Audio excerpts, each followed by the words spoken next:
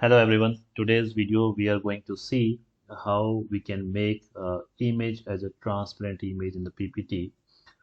What it means, if you look at my PPT on the right hand side, I see four images here. I have picked up these images from the Google. Always make sure that we are not using a licensed image. Use the image which is freely available. I have used these four for demo purpose. So if you look at these four images, there's a white background, everything looks good. But what if I need to change the background to a colored background?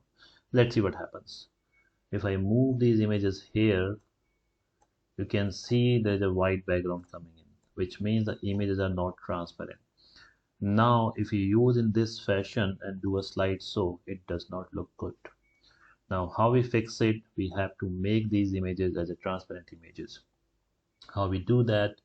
Just double click on this picture. You will see a picture format tab at the top. Go to color, go to set transparent color. You will see a pan icon. Just click this icon inside the picture and you can see the picture is transparent now. Let's try another one. Do a double click, go to color, come down, say set transparent color, click inside the picture. This is transparent. So now you not only can make it transparent, but also you can change the color. If you double click, go down here, you have other option is recolor.